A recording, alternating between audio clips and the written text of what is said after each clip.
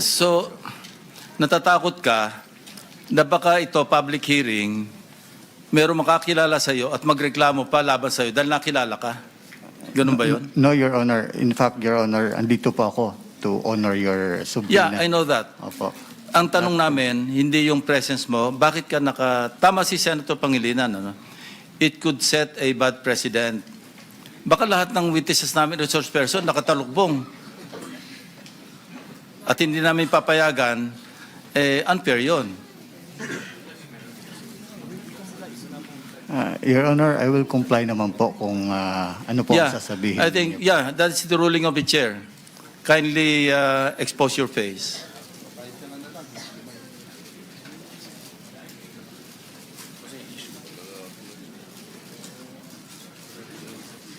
Please continue, Senator JV. Thank you, Mr. Chair. Gaya na kanina sabi ko, RD, no? RD Pakanan.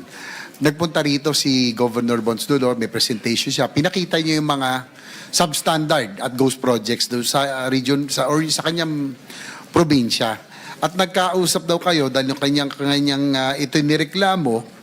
Ang sabi mo raw kay Governor Dulor ay merong kasing porsyento na napupunta sa taas kaya nagiging ghost project o naging substandard ang ilang proyekto sa iyong nasasakupan. Tama ko ba yun? Honor, again, I could confirm my lawyer before answering it.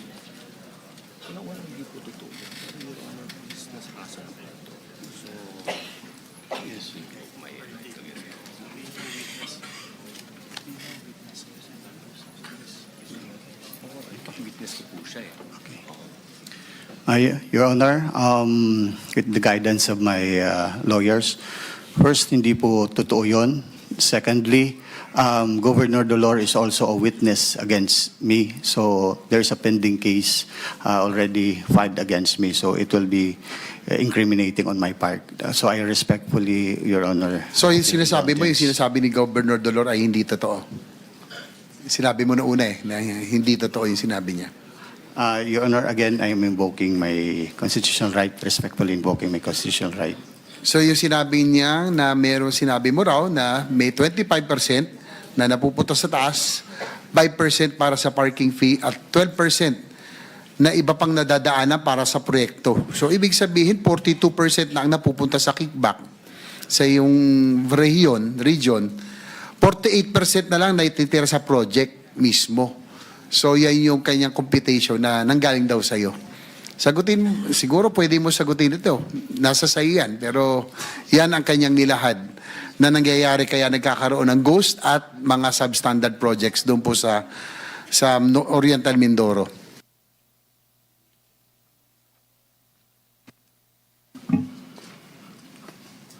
Mr. Chair, again, there's already a pending case before the Sandigan Bayan. I am respectfully invoking my right against self-incrimination. Okay. You can continue to refuse, but you can continue. But anyway, you can continue to refuse, no? Kasi, pero sabi mo nga sub judice na yan, pero gusto ko lang tanungin, dahil ito yung nanggaling po kay Governor Dolor at sinasabing ito po yung alam nyo, no? Lahat ba ng proyekto sa inyong rehiyon ay ganyan, ang hatian, 25% sa proponent, 5% parking fee at 12% para sa iba pang opisyal ng DP? Again, Your Honor, I respectfully invoke my right. Well, sa akin lang, Mr. Chair, this is a legislative inquiry. No? I just don't know kung talagang sub judice po ito, pero we want to find out the modus. In the same manner that nung una pong sumalang ang district, First District of Engineering District ng Bulacan, inalam natin yung modus at yung proseso para malaman natin na hindi na ito maulit. Pero sige po, hanggat ngayon, parang nabaliwalay yung pagpunta rito dahil ayaw nyo sumagot. Pero just the same, para lang alam ng publiko na ito ay nanggaling sa gobernador mismo ng Oriental Mindoro at sinabi na ito po ang modus na nangyari. Kaya nagkaroon ng maraming substandard projects doon po sa kanyang lugar. Mr. Chair, Congressman Toby Tiangco testified before the Senate Blue Ribbon Committee on September 8 that Congressman Saldico was the proponent of about 3.5 billion worth of GN-funded flood projects in 2025 for Oriental Mindoro. Lumabas na naman sa balita na halos SunWest at Hi-Tone ni Saldico ang kontraktor ng mga proyekto sa probinsya ng Oriental Mindoro. Sa mga nalalaman natin na mga modo sa Bulacan, Engineering District, gusto ko lang tanungin kung may direct po ba kayong linya, RD Gerard Pacanan, kay Congressman Saldico para maipasok ang mga project sa region nyo. Dahil kayong RD, nasabi nyo na rin kanina, na bilang inyong, dahil kayo po ay on official capacity, nakakausap nyo yung mga kailangan makausap dyan. So nakakausap nyo ba't meron ba kayong direct ng linya kay Congressman Saldico? Your Honor, again, Saldico is also an accused and there's a pending case. So I respectfully invoke my right against self-incrimination. Pero po yung SunWest Corporation at yung pong Hi-Tone Construction Corporation, ito po ang majority na nakakuha ng proyekto sa inyong region. No, ilang bilyon po ang kanilang nakuha mga proyekto na na-identified na kung hindi substandard ay ghost. So, pamilyar ka ba sa Hi-Tone Corporation, Construction Corporation at SunWest Corporation? Again, Your Honor, those construction firm are also subject of the case. And again, I respectfully invoke my right against self-incrimination. Anyway, Mr. Chair, kaya ako po tinatanong to, no? Dahil gusto natin malaman kung ganito ba yung pare-parehong nangyayaring scheme. Ganito yung nangyari sa First Engineering District sa Bulacan. Ayaw lang sumagot ni RD Pacanan, pero mukhang ganito rin sa Mindoro. At siguro, just for the record, Mr. Chair, may ilang distrito na biglang lumobo from the NEP. For example, Occidental Mindoro, yung pong NEP nila ng 2025, 2.533 billion. Yung GAA, naging 20.99 billion. So, almost 17.5 billion ang inangat. Yung Oriental Mindoro, from 1.5 billion NEP 2025, yung GAA po, naging 20.795 billion. So, halos from 1.5 billion to 20.7 billion. Ito pong nasasakupan. Meron pa, Southern Mindoro, from 1.4 billion, naging 8.999 billion. So, RD Pacanan, ito po yung mga district engineering office na nasasakupan mo, Occidental Mindoro, Oriental Mindoro, and Southern Mindoro. Tama ho ba? Yes, Mr. Chair. Do you confirm na ganito kalaki ang nilobon from National Expenditure Program na tagto 2.5 billion, 1.5 billion, naging more than 20 billion yung bawat distrito? Alam niyo ba ito? I cannot categorically confirm because I don't have the exact figure, Your Honor. I mean, Mr. Chair. So saan paano nyo hindi, pero alam nyo, ito yung inyong distrito, pwede nyo bang i-recall yan sa susunod?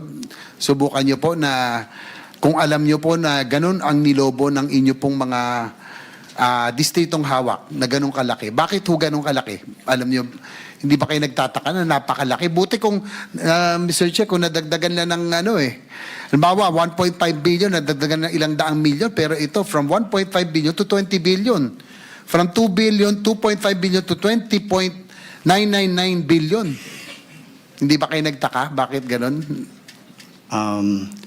Mr. Chair, first po, kaming DPWH po is just an implementing agency po. So, whatever funds po na nasa GAA, we will implement it po. Sige po. Ano Mr. yung... Chairman, Yes, bago mo Alfredo President. bago mo Yeah, iwanan, Senate President, recognize. yes, bago mo iwanan yun. So sa NEP yan, Your Honor, sa NEP yung 1.something billion. Yes, Mr. Senate President, yung Occidental Mindoro, 2.53 billion. Oriental Mindoro is 1.508 billion. Southern Mindoro is 1.472 billion. Sa NEP yan. Sa NEP po. Apo. Okay, pagdating sa GAA, Yung Occidental 20 billion Mindoro, na. naging 20 billion na ho. Dalawang 20 billion at isang 8.9 billion. saan, anong year yan? 2025. Oh, ito nga, itong last year's budget. Ang tanong, saan nangyari yan? Sa GAB ng House, sa GAB ng Senate, o sa BICAM? Would the DPH be able to answer that? You were Secretary of DPWH then, former Secretary Bonoan. So yung NEP, alam mo yung NEP, yun yung, Yes, yes. ano, oh, saan nangyari na pagdating sa'yo sa GAA, 20 billion na yung mga proyektong yun? Yes, Your Honor. We noted that actually, that after the GAA has been passed, actually, yun ang allocation nila. Yung nga, insertion, ano? Congressional BICAM. insertion. Would you know kung sa BICAM o kung saan nangyari yan? Sa akin lang, Mr. Chair, I think because when we presented the budget sa NEP to House, nakapasa. Pumunta kami sa Senate, NEP pa rin po yung pinasa namin. Yun pa rin. Yung pa rin, nakapasa. But So then sa after the BICAM, ganun na po yung ano. Sa BICAM na dagdag. Ayun. Ayun ang what we were trying to prevent from happening in 2026 and in the future. Thank you, Mr. Chairman. Thank you, Mr. Chair. Senator Senate JV, President. ano lang, maka-butt in lang, and I'd like to get the opinion of the DOJ. RD Pacanya, if you think your testimony will be indispensable to convict the more guilty personalities, have you considered applying to be a witness? And I'd like to get the opinion of the DOJ kung too late na ba si Gerard Pacanya to apply kasi nasa korte na yung kanyang kaso.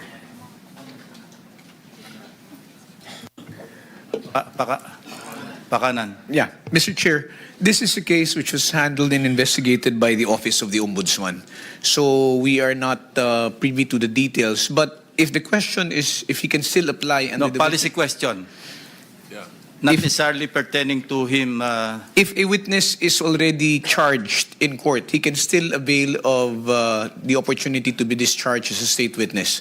But this will have to be done under a different manner. This will be done by discharge under Rule 119 of the Rules of Court. And this will have to be with the court's approval.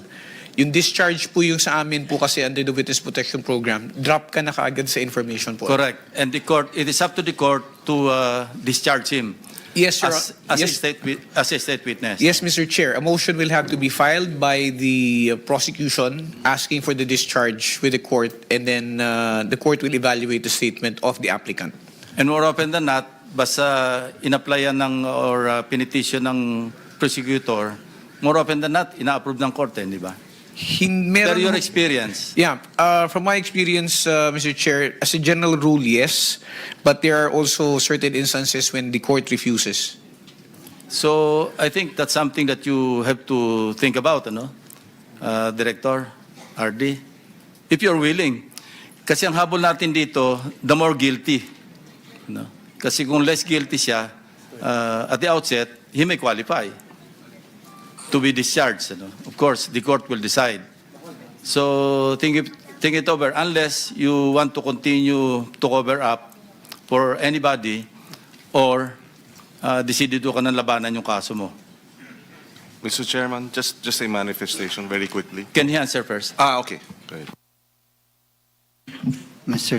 Chair, I appreciate your concern. Very much appreciated po. But I have to confer with my lawyers. Sleep over it. Sleep over it. Yeah. Thank you po. Senator Pangilinan. Yes, Mr. Chairman, he's again covering his face. Can we instruct the resource person to remove his mask and the headgear? Let's respect the Senate, not the senators. The Senate is an institution. Thank you. Maraming salamat. Thank you, Mr. Chair, if I may continue. Tanong ko lang, no, since this is in aid of legislation, ang notorious talaga na nalaman natin talaga yung first engineering district sa Bulacan and itong Region 4B under Pakanan. Siguro, tanong ko lang kay Yusek Bernardo, ito bang, kasi may mga ilang distrito na nabanggit ko, no, titignan mo, ang lilit ng NEP nila, biglang lolobo. No? May nangyari sa Sibuyan, meron din sa ibang probinsya, na mukhang doon nagkaroon ng parking na tinatawag.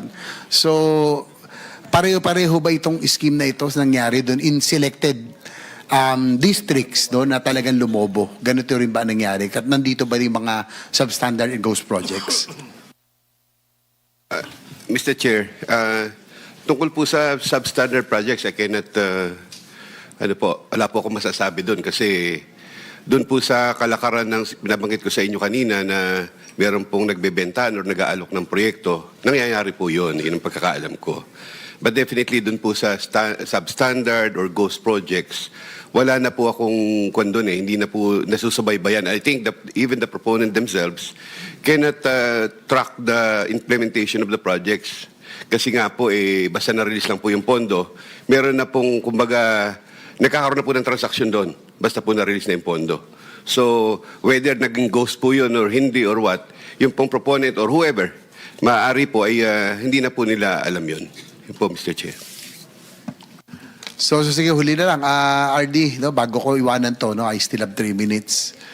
Yung high tone and yung high tone construction in Sunwest, no, familiar ka? Dahil, ulitin ko lang, familiar ka dito sa dalawang construction corporate. Kasi karamihan, or bulk, the majority of the big projects na nakakuha sa iyong region ay sa dalawang korporasyon na ito. Familiar ka sa dalawa? Your Honor, familiar ako because they are part of the top 15. But again, Your Honor, since that contractor is also the subject of the pending case against me, I respectfully invoke my right against self-incrimination. Okay na yan. Basta alam mong, syempre, familiar ka. Alam mo rin ba na kay itong pag-aari ni Saldico ito? You may or may not answer, pero alam mo bang ito yung No, Your pag-aari Honor. ni Congressman Saldico? No, Your Honor. Okay. Anyway, siguro move tayo. I'll just reserve the others for my second round. Pero yung po sa wrong coordinates total na pag-usapan kanina, siguro pwedeng sagutin ni Yusek Bernardo, Yusek Bisnar. So ito po ay sadya at this was deliberate para po maitago ba yung mga ghost projects or substandard? Ito ba ano ba ang rason bakit nagkaroon ng deliberate submission of wrong coordinates? Mr. Chair, again po, no, whether it was deliberate or not, we cannot really answer on behalf of the ones who submitted. Ito po ay mga naabutan lang po namin. Ang amin lang pong ginawa ay yung factual by checking the coordinates and yung actual na location. But as to the intention in submitting, we cannot answer po, Mr. Chair. So kanina nabanggit nyo, no? So just to confirm, ilan po yung projects na confirmed na sa buong investigahan nyo, ilan lang yung ghost and lodged under wrong coordinates? Ilan yung total? Pwede rin si Yusek Besnar, parang siya yung Mr. Chair, we will have to await the final number from the ICI, no, until we finish this validation. Again po, we are still finalizing the list. Ayaw po namin magbitaw ng salita na baka mamaya po ay makuryente po kami. So we are finalizing and within, as soon as practicable, we will release the list with the corresponding results of wrong coordinates and ghost projects, Mr. Chair. So, paano po yung iba ron? May mga nandun din sa list ng wrong coordinates na kumbaga lehitimo o legit na proyekto na meron delivery. Doon sa mga hindi ghost, no? Of course, wala kayong idea kung ilang percent ang na-deliver or legitimate projects. Yung percent po, we have the numbers po, Mr. Chair. Kaya lang po, ayaw po namin munang ibitawan. Baka nga po subject of validation pa. But within that figure, meron pong mga nandun yung structure sa PCMA coordinates. Meron din po talaga na ibang coordinates, wala Nadamay. po sa parehas. Opo. So ibig sabihin nito, no, Mr. Chair, hindi naman sa inaano natin yung mga contractors na may mga nadadamay dito, mga lehitimong contractor na meron delivery na nasama po dito dahil nga po ginulo nila kung sino man ang nagpasa ng mga wrong coordinates, may mga nadadamay dito, mga lehitimo at yung mga merong delivery at meron pong projects na nagawa. Possibly, Mr. Chair. However, meron po kasi ding proseso on the paglipat po ng coordinates. So we will have to check. Yun din po yung subject of validation kapag nga po nasunod sa proseso yung kanilang paglipat ng coordinates at hindi po sila nagpapalusot lang na nagtuturo ng ibang proyekto. The reason I ask, Mr. Chair, or I bring this issue up, of course, we are for the reforms. Itong gusto natin matuntong kung sino talaga yung may mga kinalaman dito sa mga ghost and substandard projects. But infrastructure program has to continue. Hindi, alam natin may show cause order tayo. Show cause tayo ng show cause, no? Pero yung infrastructure projects, this is the engine of growth, economic growth. Kailangan magtuloy-tuloy. And my worry, Mr. Chair, marami sa mga contractors natatakot na raw magbid kasi nga mga nadamay sa mga wrong coordinates at iba pa at iba pang issues, no? So, do you confirm, again, Yusek Bernabe, pwede po mangyari, no, na marami palang mga may delivery na nadamay po rito? Possibly, Mr. Chair. Possibly. Yun na po, sana po bilisan nyo ang pakiusap natin na maklear na yung mga lehitimong meron delivery because infrastructure projects should not stop. No, sabi ko nga, may showcase tayo, pero yung showcase natin na meron tayong ginagawa na maayos should not stop. So sana mabilis lang na maklear to para now that we have approved already the reformed General Appropriations Act na magsisimula na rin yung mga projects, kailangan magbid naman, may magbid, may sumali. Ngayon daw, natatakot na yung iba. So yun lang yung pakiusap natin, sana bilisin po ng DOJ at iba pa. So, dyan last question, Mr. Chair. Ano pong maaring recourse ng mga legitimate contractors na naapekto ng mga wrong coordinates para at least tuloy-tuloy na sila po ay makasali pa rin, no, sa mga proyekto sa darating na ano, para tuloy-tuloy pa yung ating proyekto at yung engines for economic growth, ika nga. Yes. Actually, Mr. Chair, doon naman po sa listahan natin, no, kahit naman po sila ay part ng list, kaya lang, while we are still pending validation, hindi naman po sila na-terminate ng contract. Hindi rin naman po sila kinasuhan. Yun pong mga pending cases as of the moment, ito po talaga ay yung mga found to be ghost or substandard. So hindi naman po kinasuhan lahat ng mga nandyan at hindi naman po talaga naapektuhan yung mga 400 na suspected na baka lang po na ligaw ng lokasyon, Mr. Chair. So tuloy-tuloy pa rin po ang ating infrastructure program. Yes, again, sabi ko nga, Mr. Chair, yung show cause natin, yung ating pong pagtugis sa mga talagang mga tiwali at may kinalaman dito, kailangan magtuloy-tuloy, yung galit, pero yung pong mga maayos na makailangan din natin for our infrastructure projects. Thank you, Mr. Chair. My time is up. Thank you. Senator Win Gatchalian is recognized. Thank you, Mr. Chairman. Maraming salamat po. Mr. Chairman, I'll just continue the topic of the coordinates. Ito kay Yusek Bernabe o kay Yusek Bisnar. Actually, dapat walang pagpapalit ng coordinates. Dahil I'm reading itong National Budget Memorandum 153 dated 2027-2004.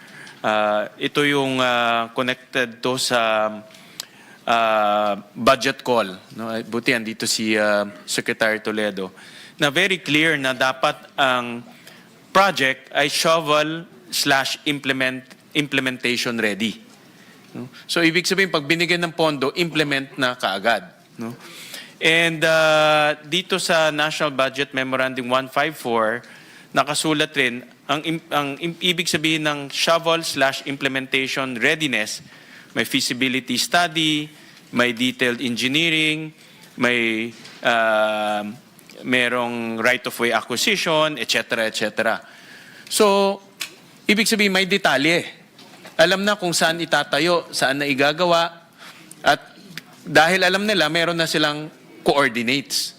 Pero kanina pinakita nyo yung mga yung actual nila 2 kilometers, baka iba pa nga more than 2 kilometers. So paano nagkaganon? Kung implementation ready at meron ng feasibility study, meron ng detailed engineering design, at ang layo nung proposed at ang layo nung actual. Paano nagkaganon? Yes po. Tama po kayo, Mr. Chair. No? Kaya nga po, may mga reforms po kami para maiwasan itong mga human intervention sa paglagay ng mga coordinates. Yung pong sa MIPS coordinates, as you mentioned, Mr. Chair, ito nga po yung sa planning stage. No?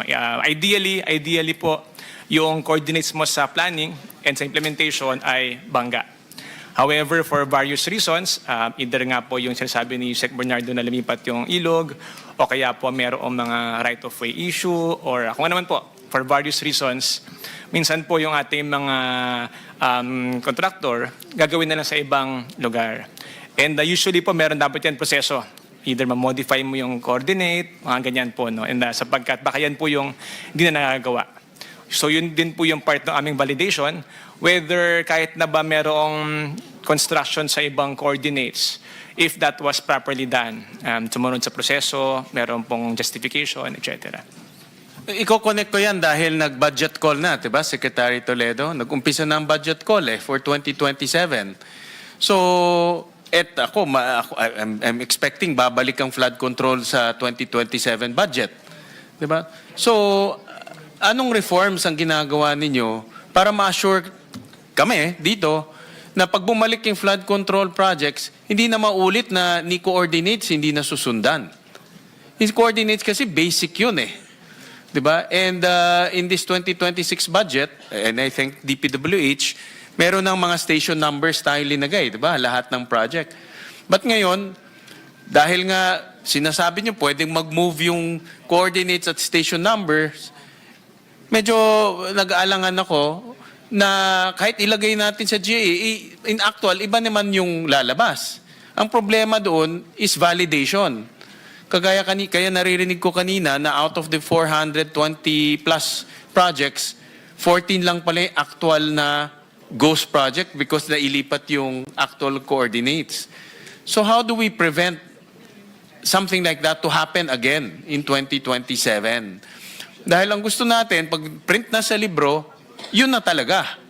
Kasi yun naman yung guidelines nakasulat doon, shovel ready.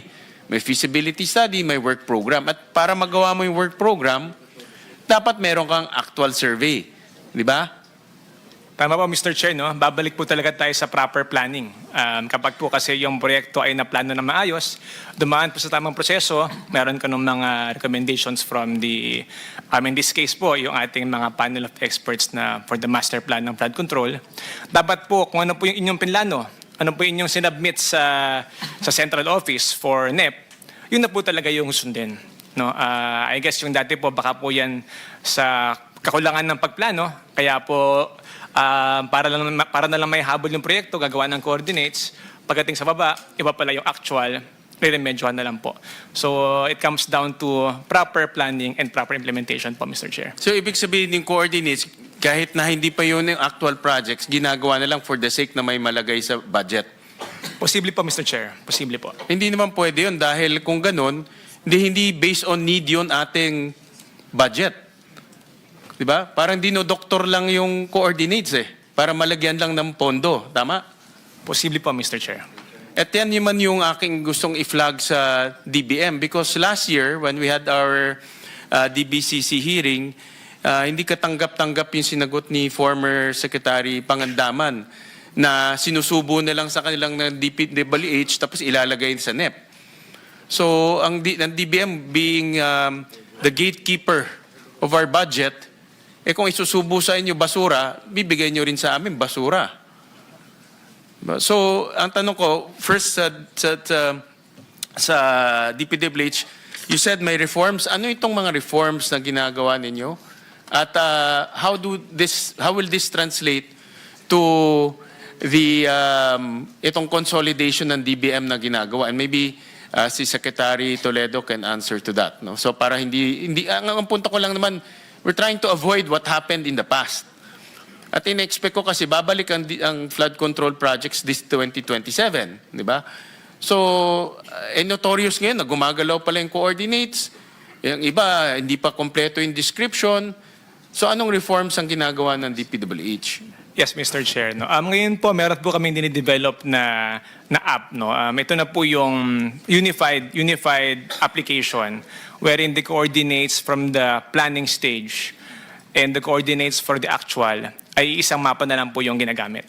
Unlike po ngayon nangyari before, ito pong MIPS na coordinates mo, pagdating po ng PCMA, meron ka pong bagong coordinates for the actual, hindi na po sila nag-uusap, hindi na po nababago yung coordinates sa MIPS kahit po iba yung pinaglagyan mo.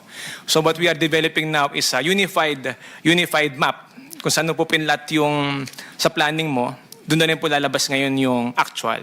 And we can see already from just looking at it whether may overlap, whether umurong, and the reasons therefore, Sir Chair. That will be submitted to DBM. Tama? Kasi para sila magko-consolidate sa NEP eh. Correct? Yung app po na yun, it will be open to all. For viewing din po siya, no? Pa-transparent po siya. Pero yun pong coordinates na yun, ang ating pong gusto mangyari, isa na lang nga po. Unless, except for legitimate reasons, justifiable reasons, kung bakit po uurong yung coordinates. Oo nga, but in the project description, kasama na doon. Yes, Mr. Chair. That will be submitted to DBM. Yes, Mr. Chair. And to Secretary Toledo, what reforms is DBM undertaking? Kasi last time hindi maganda yung sagot eh. No? And kaya tayo nandito ngayon. No? Because sinubo sa inyo, kung ano man yung sinubo sa inyo, kaya tayo nandito sa problemang ito. Yeah, Mr. Chair, good afternoon. So, yes, true that we have already released the budget call for 2027, that is NBM 156. Yes, the reforms that we want to implement for 2027 budget preparation is, one is very important, Mr. Chair, is to have this RDC approval of the projects that should be implemented at the regional level. So dapat may confirmation and even endorsement from the RDC. Okay. Second is for infrastructure agencies, Tier 1 must already be supported by a list of projects. Okay. Kailangan may listahan na po tayo ng projects as far as the Tier 1 and Tier 2. Now, failure to comply with that submission of complete and accurate set of what we call the BP forms, yung project profile and supporting documents, it will now be, of course, automatically limited to budgetary requirements or allocation for Tier 1s. As a matter of fact, Mr. Chair, initial meeting already discussed with the DPWH on what are the reforms to be undertaken. Nag-usap na po kami, and these are some of the initiatives that we've been implementing for this 2027 budget preparation. In other words, how do you now evaluate whether a project is shovel-ready? Because nasa circular nyo ito many years na dapat shovel-ready siya. Dapat implementation-ready siya. Pero hindi naman ganun ang nangyayari. No, because pinapalitan pa nila on the ground eh. Now, how can it be implementation ready if you can change yung pinaka-basic niya, yung location where to construct that project? Okay. So with that, Mr. Chair, we'll be strict in that area wherein dapat yung listahan nila hindi nagbabago. And as I mentioned, it should be endorsed by the RDC. Kasi sa RDC po, may prosesong ginagawa po doon that including the civil society organization, may partner po tayo, even the local government units, and even the regional offices of the different departments have this member of the RDC. So yan po yung ating to be strictly implemented as far as the submission of the requirements and not just filling up the forms but compliance to the form, particularly on the RDC endorsement, at the same time yung CSO endorsement also, Mr. Chair. Yeah, Secretary Toledo, no, kindly educate us. Kasi pag kinakausap namin yung mga governors who also compose the RDC, di ba? Yes. Off yung timing, yung budget call na. You've been watching the Senate Blue Ribbon Committee hearing today, Monday, January 19. We're bringing developing news. And the stories that behind the headlines. This is StoryCon. I'm Regina Lay. I'm Ed Lingao. The headlines is Monday, January 19. The first impeachment complaint against President Bongbong Marcos has been filed at the House of Representatives. The Office of the Secretary General confirms receiving the complaint filed by lawyer Andre De Jesus and endorsed by Pusong Pinoy Party List Congressman Jet Nisay. De Jesus accuses Marcos of culpable violation of the Constitution, betrayal of the public trust, and graft and corruption. He says he will pursue the complaint regardless of how Congress may vote.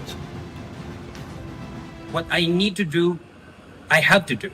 So that is exactly why I'm here, irrespective of the possible turnout. But then again, miracles do happen. I believe that miracles happen, and who knows? The numbers might end up being in our favor. Maybe members of Congress might wake up one morning thinking, hey, you know what? He has a point. Maybe we ought to exact accountability from our president. For Senior Deputy Majority Leader Congressman Edgar Arice, the complaint against the president can be easily dismissed. He cites the document's fourth page, which alleges that the government's decision to allow the arrest of former President Duterte amounts to kidnapping and a betrayal of the public trust. Meantime, House Committee on Good Government Chairman Joel Chua assures the public that they will review the complaint based on reason, evidence, and the law. He admits, however, that the complaint faces a steep and difficult path in the House of Representatives. He notes that impeachment requires clear, well-substantiated allegations and not generalized accusations or political disagreement. For its part, Malacanang says it recognizes the filing of complaints as part of the democratic process under the Constitution. The palace adds that while these processes take their course, the President will continue to govern and ensure public services remain uninterrupted.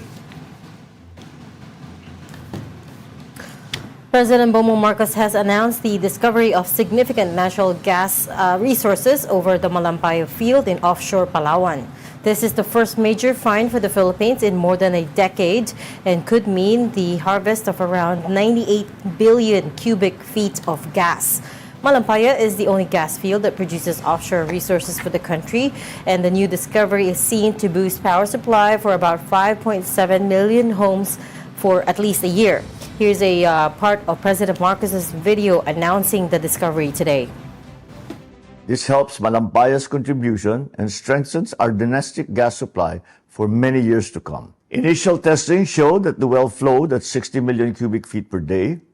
This indicates that the well has the potential to produce even more, confirming it is a high productivity resource comparable to the original Malampaya wells. Patunay ito na sa responsableng pangangalaga sa kaligsasan at matibay na pagtutulungan ng gobyerno at pribadong sektor, makakamit natin ang mas maaasahang supply ng enerhiya para sa bawat Pilipino. And here are the other stories coming out of the Senate as the Senate Blue Ribbon Committee resumes its inquiry into the flood control scandal. Former Public Works Secretary Manuel Bonoan, says the supposed incorrect flood control project coordinates that the agency submitted to Malacanang during his term. Bonoan says that he only relied on data provided by the late Undersecretary Maria Catalina Cabral. While he claims to have sent a team to validate the data, Bonoan says only Region 3 reported potential ghost projects, which he verified to be in Bulacan's 1st District.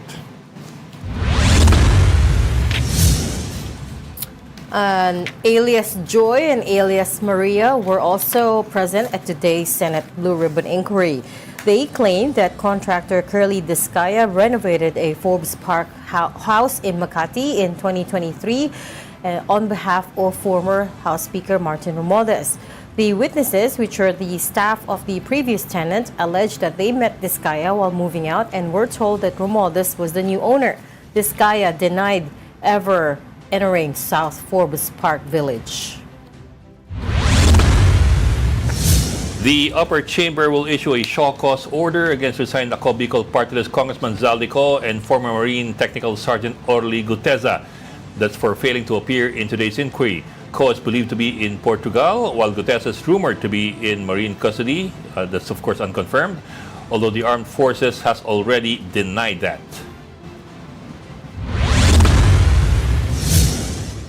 And Blue Ribbon Committee Chair Senator Ping Lacson blasted the so-called detractors that were allegedly disrupting the committee's flood control hearings. He said the noise surrounding the inquiry will not silence the truth and also don't help the investigation. Lacson also reiterated that the committee is not protecting any individuals and is merely going where the evidence leads. And let's get the highlights from today's Senate Blue Ribbon Committee hearing from Mobile Journal, Merimon Reyes. Merimon joins us, of course, from the Senate. Merimon.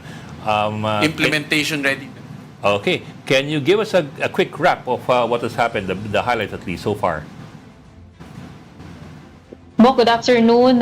Kanina, yung isa sa pinakaunang natalakay sa Blue Ribbon Committee ay yung supposed inaccurate grid coordinates na binigay ni dating DPWH Secretary Manny Bonoan sa Malacanang. Pero pinaliwanag ni Secretary Bonoan na ito ay yung mga coordinates din na in-instruct niya rin itong si dating DPWH Yusek Maria Catalina Cabral to collate alinsunod doon sa instruksyon ni Pangulong Bongbong Marcos na magsumite raw ng listahan ng lahat ng kumpleto ng flood control projects.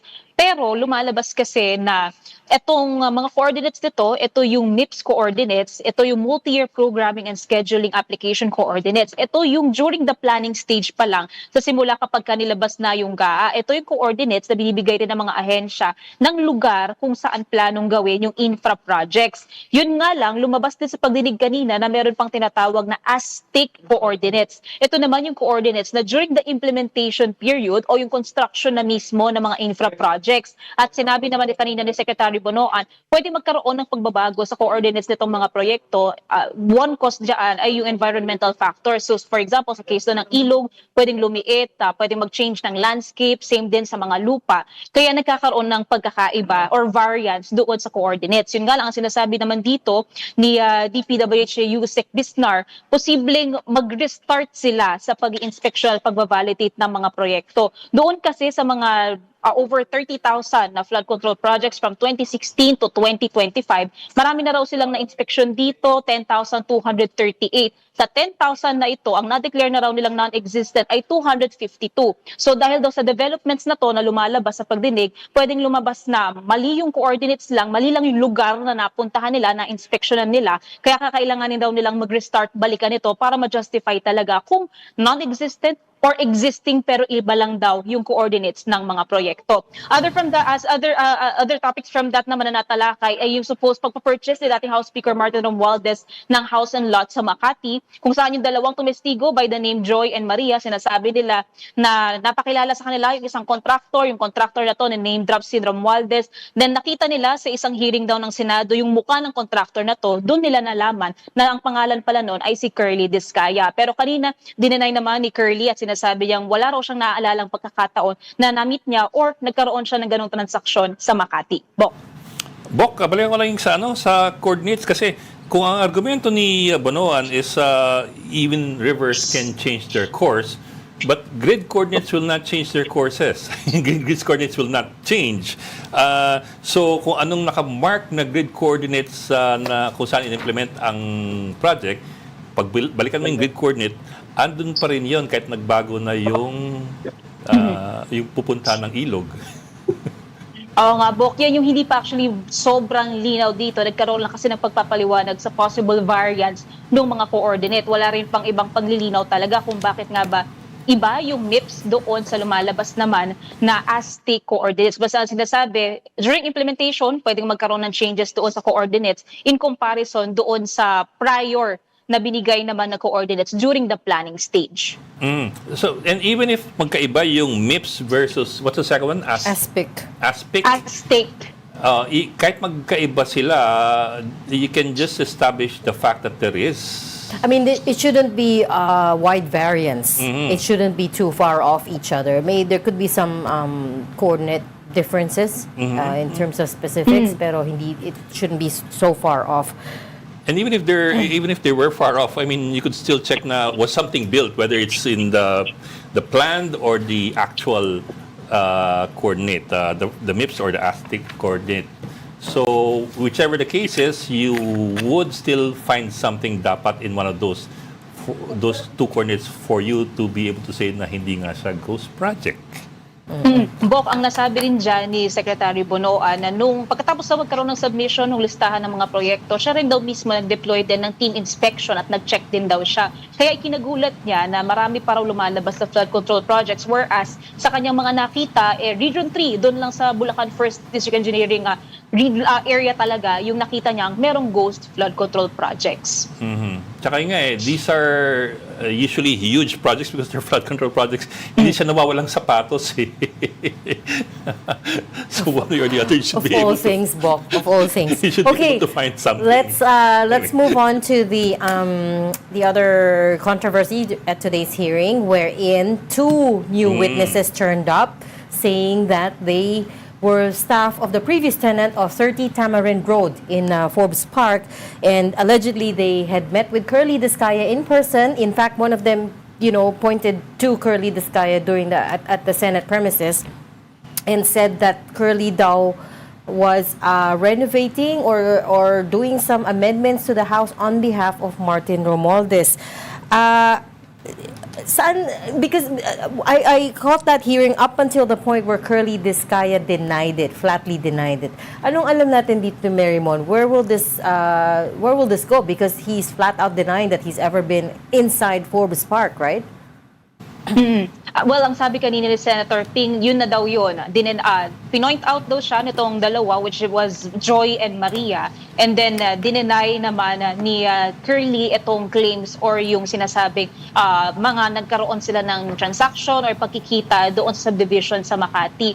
Unfortunately, nagkaroon kasi ng ibang path yung pagdinig. Medyo na-pause yung usapin tungkol dito sa purchased house and lot ni supposedly ni former House Speaker, na iba sa ibang topic naman yung pagdinig. So we're expecting or anticipating na baka mabring up ulit ito mamaya or sa mga susunod na oras sa pagdinig ng komite. Pero nung natanong din kasi kanina ng komite, sino raw ba yung nakalagay doon sa deed of absolute sale, ang nasabi absolute sale, ang nasabi naman dito nung dalawang testigo, it was Golden Pheasant Holding Corporation. Hindi raw nakalagay, to be specific, yung pangalan ni Romualdez. So far, yan pa lang yung lumalabas na mga information from the testimony. So, possibly, though wala pang sinasabi ang komite, maaaring ipatawag din nila naman itong mga nababanggit na mga pangalan.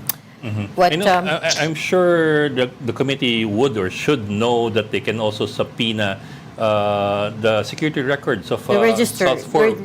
registry of deeds. Kasi if he was there physically, then there should be a record of him having gone through. But it's the same as, you remember that debate we had last time about whether the Marines, yung hinahanap si Orly Guteza, whether they can definitively say for sure pumasok or nakapasok si Orly Guteza. And we were saying na if nandun siya, so for instance, sa loob ng kotse and he was hidden, how will you know? No, it's the same as in the village, right? No, You I could mean, make a register of the car. Yeah. You could But register the entry of the car. If he's a personality supposed to go there to make arrangements, I'm sure that they would call in and say, papasok si ganon, papasukin nyo. Not the driver, papasok si ganon.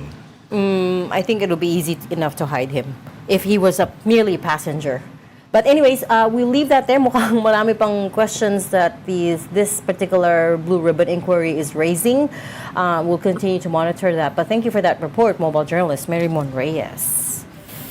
Nagulo kanina, Teletubbies. Wala naman siyang shape at the top of his head. That's very interesting, no? Why he insisted on turning up to the hearing like that when in fact he's a public official. He's an incumbent public official. It was who was it who first questioned it? Si Senator Kiko Pangilinan. Yeah, it was Kiko who said, "Can we have some respect for this chamber?" Because he turned up like parang... he reminded me of the characters in Squid Game. Yung talagang fully covered up. Squid Game naman, itim naman yung... Kahit na, but you know what I mean? Like there's a hoodie, pati yung head covering. Kasi bilog. Anyway, may dilo na Teletubbies eh. Anyway, sige, let's move on. Sige. But si Engineer Gerald Pacanan, that's the guy we're talking about. And I believe that's it. That is the guy. That's the guy. And this is after he was asked to take off his hoodie, ha? Mga several minutes Well, into the he hearing. did take off his hoodie. He just kept his balaklava on. Oh, ayun. That's the word I was looking for, the balaclava. I never knew they come in yellow. This was after several, kaya nga, bumili ka pa talaga ng yellow, no? This was after several minutes into his testimony when the senator stopped his testimony and insisted that he take off his face covering. Even then, even after that, ang dami niyang, he invoked his right against self-incrimination several times, which leads us to wonder what he's hiding. Because again, he's a public official, and I don't know if he's there as Ang sabi resource person kanina, or- resource person not as Not a witness, not right? as a witness. And I don't think he's been charged of anything. I don't Or think I so don't think he's been- either, because yung There's been no mention of him being in any of the complaints or information being or maybe he was prepared by on one of NBI. those lookout bulletins, Nico Shora. But in any case, at the hearing kanina, it was mentioned that he was there as a resource person. But then he turns up looking like that, and then he keeps invoking his right against self-incrimination, which leads us to wonder, what is this guy refusing to say, right? Which makes the senators more gigil. Suspicious of him. Okay, Another story. for more on the first impeachment complaint against President Marcos, which was filed today, we have mobile journalist Arles de los Santos reporting from the lower house. Arles, what do you have? Regent Bok, inihain nga ngayong araw ang unang impeachment complaint laban kay Pangulong Ferdinand Marcos Jr. kung saan kasama sa mga basehan dyan yung grounds yung graft and corruption, culpable violation of the Constitution at betrayal of public trust. Kasama sa mga dahilan na ibinigay dito yung parang virtually daw na pagkidnap kay Pangulong Rodrigo Duterte ng International Criminal Court kahit daw meron naman tayong mga umiiral at gumagana ng mga batas at mga korte dito sa Pilipinas at hinayaan daw ni Pangulong Marcos na mangyari nga ito, no? Kasama din diyan yung umano'y pagpayag ng administrasyon, no, doon sa pagpirma ng GAA na isa nga daw sa mga pinaka-mainit na pinag-usapan nitong mga nakaraang taon, no. Kasama diyan yung mga appropriations, no, yung kung saan daw ito daw yung mga proyekto na may mga questionable na mga pondo kung saan later on pinanigan nga ng Supreme Court na ibalik at hindi tama yung paglilipat ng pondo ng PhilHealth sa National Treasury, no. Pero kabukod pa diyan, may mga binanggit din na hindi na raw fit si Pangulong Marcos na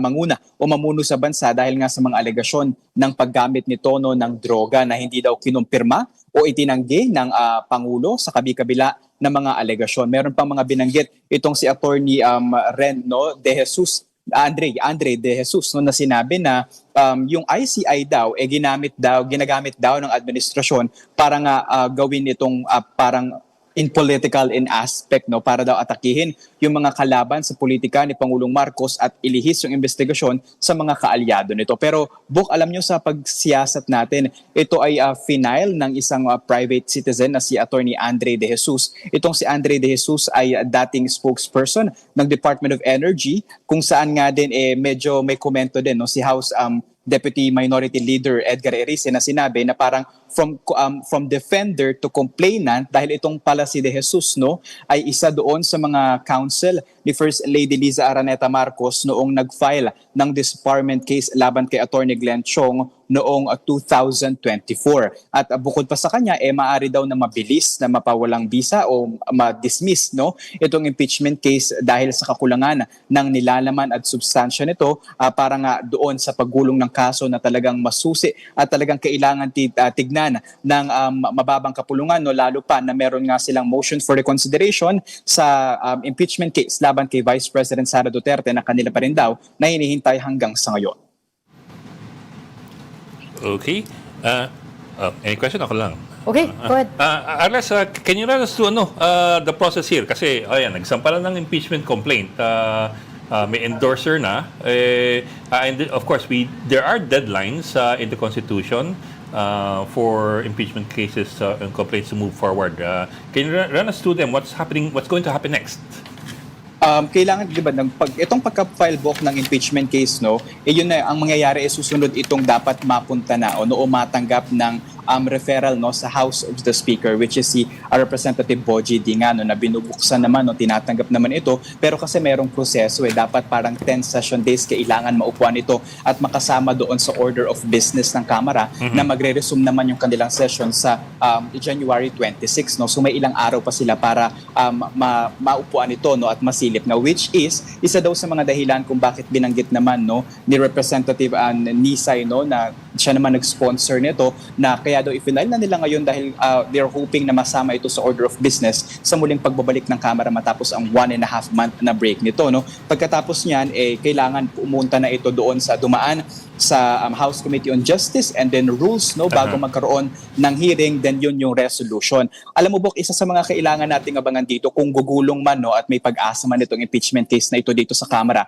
ay kung paano yung magiging proseso ng Kamara sa paglipat o pagtransmit nito sa Senado, dahil kailangan lamang nila originally 1/3 of the Senate yung boboto kung meron nga bang probability or meron nga talagang tayo, no, itong kaso na ito bago ibigay sa Kongreso. Ayon kay Representative Flores, no, ng Bukidnon, Jonathan Kit Flores ng Bukidnon, na sa kanyang personal na pananaw may epekto nga yung kanilang motion for reconsideration sa Supreme Court doon sa impeachment case ni Vice President Sara Duterte, dahil parang daw merong overreach, no, at least on their impeachment process yung desisyon na inilabas ng Korte Suprema patungkol doon sa impeachment case ni Vice President Sara Duterte. So, kailangan daw nilang hintayin pa at paano pa yung magiging pag-imbestiga dito at yung pag-upo ng mga mambabata sa pagpasa ng impeachment case sa Office of the House of the Speaker.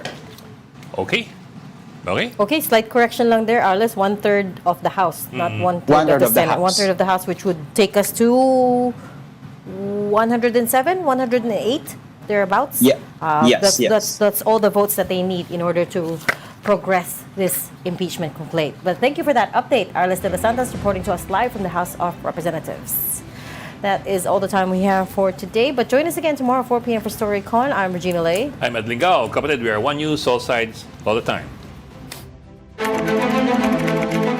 This is the Story Conference Group or the StoryCon Group.